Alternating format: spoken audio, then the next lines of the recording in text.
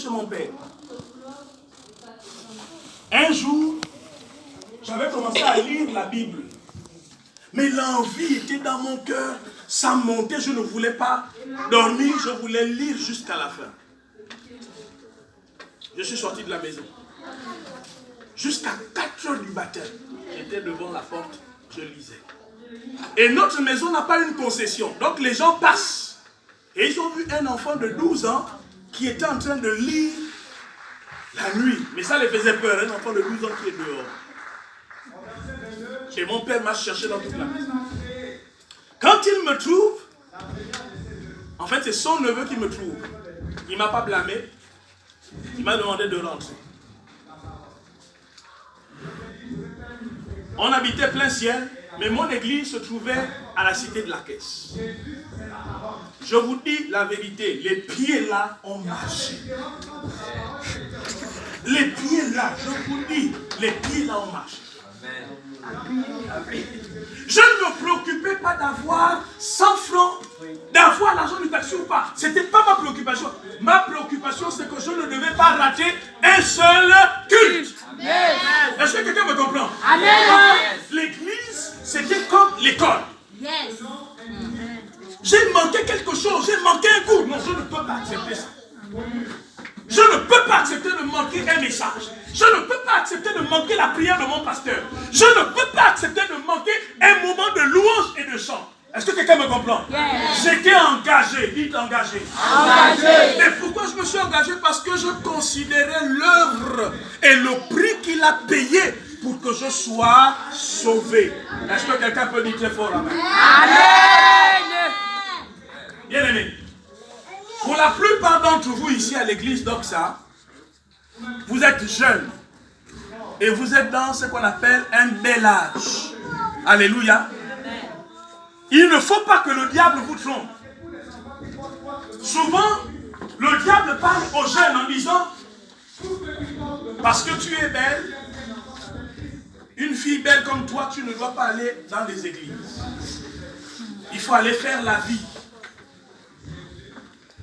Vous comprenez ça? Ne vous laissez pas tromper par le diable. Dites amen très fort. Amen. Dites amen très fort. Amen. Jésus n'est pas un roi. Il est le roi des rois. Amen. Il n'est pas un seigneur, il est le seigneur des seigneurs. Amen. Il mérite ce qui est beau, ce qui est bien, ce qui est frais. Alléluia.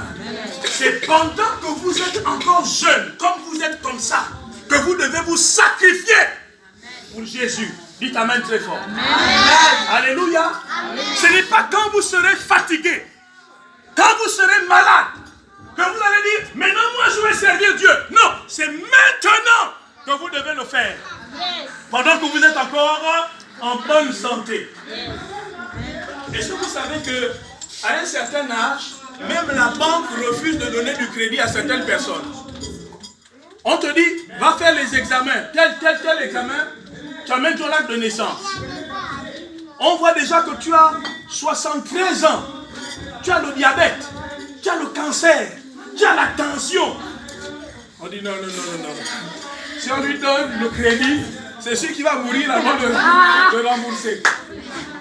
Alléluia. La banque va dire non, on ne donne pas le crédit. Mais c'est comme même le gouvernement, même les gens qui ont des entreprises, il y a des gens qu'on refuse d'embaucher. Il a le cancer, il a le diabète. Mélangé avec la tension. Les deux choses-là, ça ne marche pas bien ensemble. Hein? C'est compliqué. C'est là que la personne dit, je vais venir maintenant chanter à l'église. Oh papa, tu étais où quand tu étais encore jeune? Tu étais où? Oh non, pasteur, je vais faire la sécurité. Le papa il est comme ça. Hein? La canne. Donc il vient, oh pasteur, vraiment le Seigneur est merveilleux. Il a même failli tomber en disant le Seigneur est merveilleux. Ouais, il tangue même. Tu viens, tu attrapes. Papa, c'est comment? Ah non, le Seigneur m'a dit que là, maintenant, il faut que je le serve. Je veux être à la sécurité, parce que ta sécurité. Mais tu étais où quand tu étais jeune? Tu étais où quand tu étais belle? Tu étais où quand tu étais en bonne santé? C'est quand on est en bonne santé, quand on est jeune, quand on est fort, on doit servir le Seigneur, on doit s'engager. Alléluia! N'attendez pas de venir comme ça. Oh pasteur, parce que en fait, tu n'as plus l'occasion de faire la vie, en fait. Vrai ou faux? C'est ça. Vrai ou vrai? Vous savez, il y a des gens, une soeur, elle va te dire, oh non, moi, je ne commets pas la fornication, moi, je ne parle pas avec les hommes. Mais en fait, c'est pas qu'elle veut s'abstenir, mais elle n'a pas l'occasion de pouvoir pécher parce qu'elle est vilaine. Oh. Vous comprenez ça? Je confirme. Il y a des situations comme ça. Qui provoque le papa là? Alléluia. Amen. Qui provoque le papa là? Il dit, oh les frères, moi, vraiment, moi, les filles, vraiment, moi je veux. Parce qu'il est vilain. Mais tu vives la femme. Amen. Amen. Oh. Mais ça c'est qui? Il n'a pas les occasions. Amen. Est-ce que quelqu'un me comprend? Amen.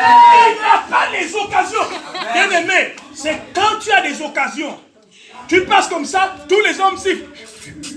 Miss, tu sais que là, les gens te désirent. Tu sais que là, tu as le choix entre honorer Dieu et faire la volonté de Satan. Alléluia. Amen. Mais attendez, un poulet qui est mort, est-ce qu'il peut servir à un sacrifice? Mais c'est quand...